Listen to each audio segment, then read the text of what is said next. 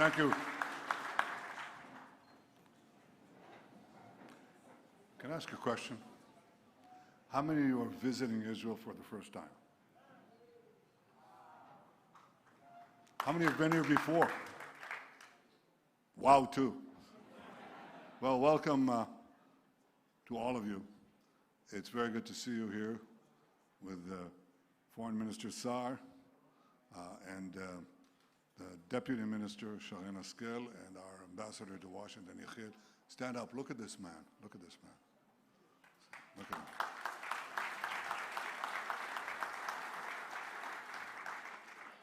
He, Yechiel, represents the greatest military comeback in recent history. On October 7th, we were attacked with no provocation by the Hamas monsters. They murdered 1,200 of our citizens. They burnt babies alive. They raped and then murdered women. They beheaded men. They took 250-some hostages, grandmothers, grandchildren, Holocaust survivors, to the dungeons of Gaza. I think a lot of people thought that we were on the ropes or perhaps flat on the ground and we didn't have a chance of coming back. A day later, on October 8th, Hezbollah joined the fray. They started rocketing our cities. Again, no provocation. I said on that day that we will change the face of the Middle East. I said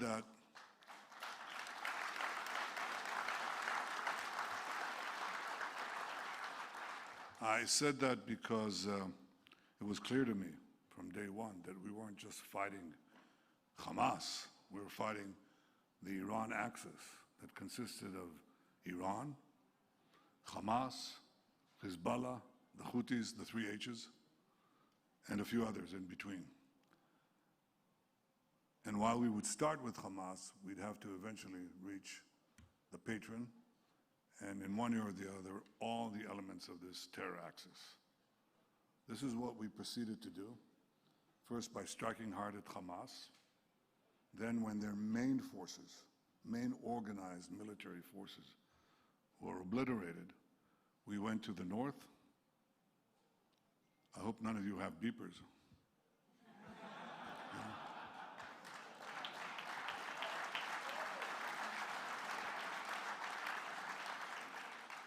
And proceeded to take out Hassan Nasrallah of Hezbollah, who was, in effect, the axis of the axis. He actually held this axis together.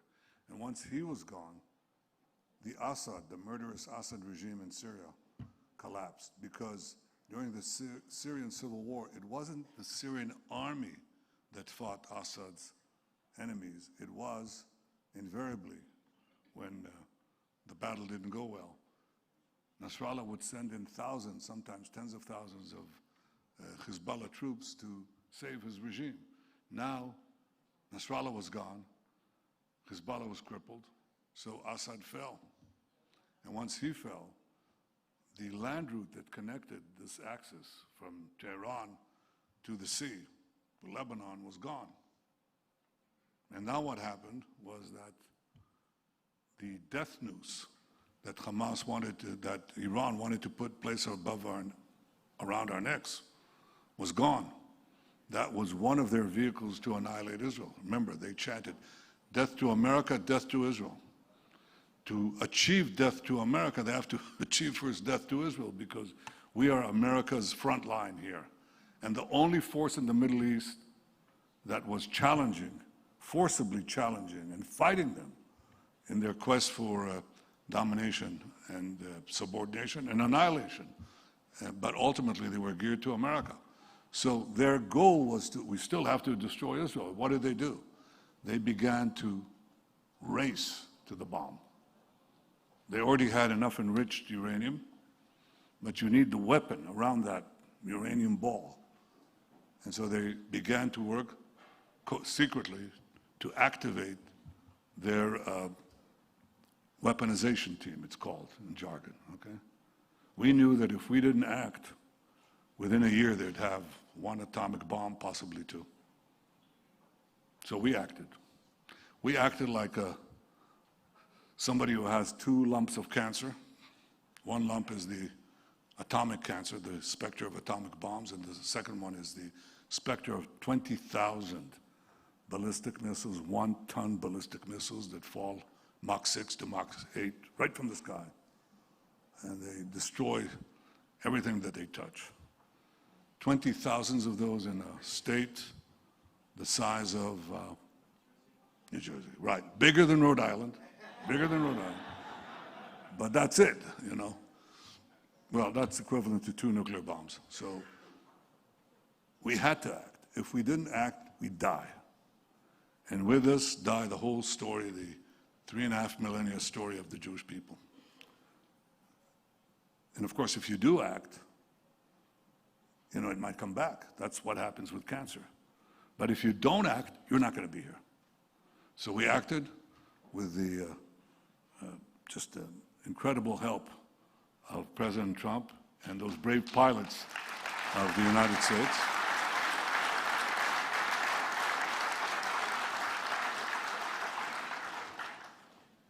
Our soldiers fought like lions. Our pilots just struck like lightning. And our alliance roared like thunder. And that did that. We pushed those two great perils away from our door and away from your door, because Iran's plan was to have ballistic missiles that would reach first deep into Europe, then 8,000 kilometers. You add another 3, and you're on the eastern seaboard. Those of you who are deeper inside, it'll take a little more time. But that was the goal, death to America. And they'd have these ballistic missiles, ICBMs, and the means to give them nuclear warheads. You're all under the gun. So we were fighting not only our enemies, we were fighting your enemies. And now we're circling back to Gaza to finish the job where it all began. There's still some strongholds that we have to take apart. They're holding our hostages. We are committed with America to release all the hostages, the living and the dead. And we're not going to compromise on it, nor will we compromise.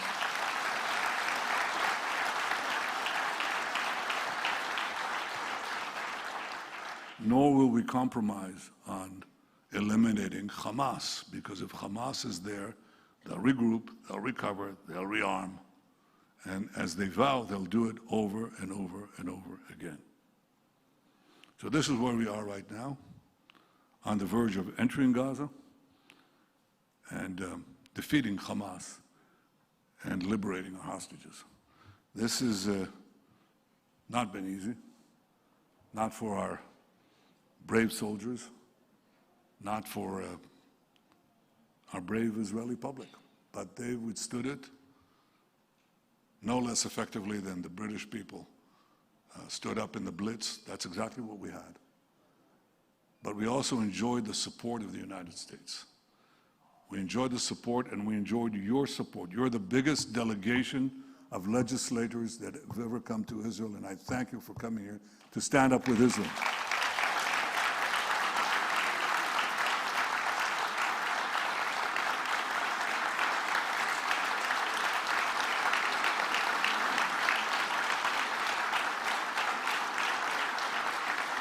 Thank you. Democrats and Republicans alike, we value and cherish your support. And there is an active effort to erode it. That effort to besiege Israel, not isolated as much as besiege Israel. That is orchestrated by the same forces that supported Iran. Iran's effort to put a military siege on us and ultimately choke us. We were able to break loose from that siege, and we will have to do several things to break loose from this siege that is organized by a few states. One is China, and the other is Qatar. and they're organizing an attack on Israel legitimacy in the social media of the Western world and the United States. We will have to counter it, and we will counter it with our own efforts. I think that's rule number one. The second thing is something that they can do uniquely in Western Europe. Western Europe has large Islamist minorities. They're vocal. Many of them are politically motivated. They align with Hamas. They align with Iran. They pressure the governments of Western Europe, many of whom are kindly disposed to Israel, but they see that they're being overtaken, really, by campaigns of violent protest and constant intimidation. And so they fall into this siege. And we can break this siege. I just said this in another meeting, and they said, oh, Israel is isolated. Israel can't break out of the siege. No, I said, we will. Some of them have stopped weapon component shipments. Can we get out of this? Yes, we can. We're pretty good at producing weapons.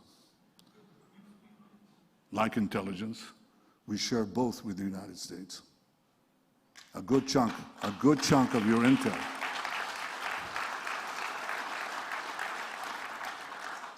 And our weapon systems, we share with the United States. We're tremendously appreciative of the bipartisan support in military matters to Israel in previous years and today as well. But do you have cell phones? You have cell phones here? No? You're holding a piece of Israel right there. You know that? I mean, a lot of the cell phones, the medicines, the foods, you eat cherry tomatoes? You know where that was made? I don't like cherry tomatoes, but it's an Israeli. What can I do? It's an Israeli product, as are so many other things. And I think this serves the betterment for the betterment of all mankind and womankind. I think that is Israel's unknown contribution. But we can make things, we can produce things. We cherish the fact that we have the constancy of American support despite the attempts to erode it. And we'll continue to work to make sure that that continues on both sides of the aisle. It's very important for us. But equally, we will eventually create the independence that we need so those in Western Europe who think they can deny us things will not succeed. We can break this siege, and we will. And the last thing that I want to say is that this is not a battle just for national interest, not just for our national interest and your national interest.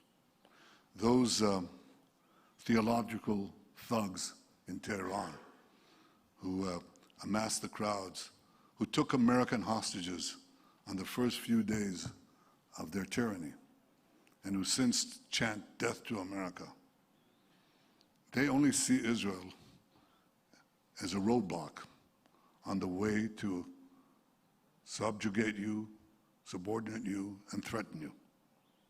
And they see Israel as you. And if you look at what the Islamist radicals here and around the world say, they say that we are you, we're just a piece of you, and you are us. I disagree with everything they say except this. I think they're right. I think we're part of a common civilization with deep historic roots of common heritage. When I went to, I've spoken 4 times in the joint session of Congress, and I look at the far wall, and some of you, maybe all of you will end up there, you know. Do you really want to?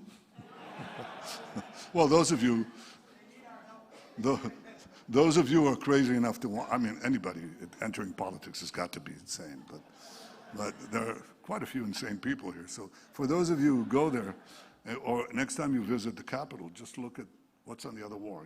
I'm at the dais, you know, the podium, and I look at the far wall, and what do they have? Moses.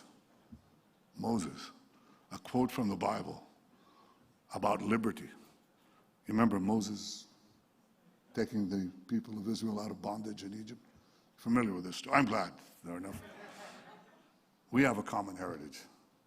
And that heritage is being challenged now by people who not only want to bring us back to the early Middle Ages with incredible fanaticism and cruelty, it's also savagery.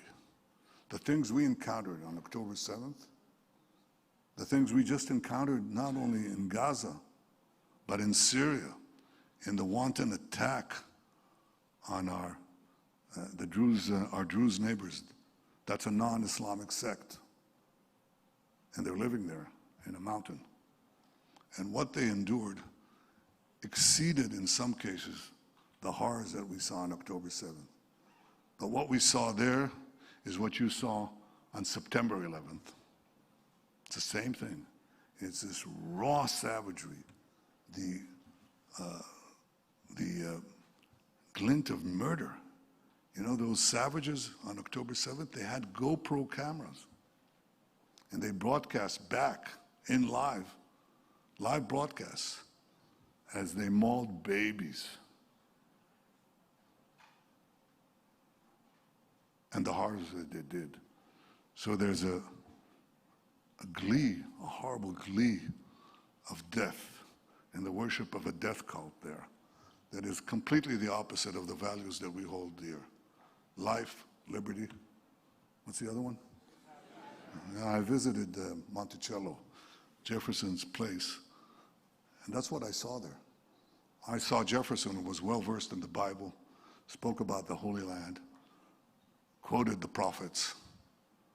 He understood the roots of our common civilization, as did the other founding fathers of America, as did Abraham Lincoln on his death date. He said that his one hope was to, to visit Jerusalem, come to the Holy Land, to see the place where our common heritage began and from which it will continue. I'm glad you are here to visit Jerusalem, to see the place of our common heritage and where our common civilization, well defended by our great alliance, will continue. Thank you for coming to Jerusalem. Thank you, all of you.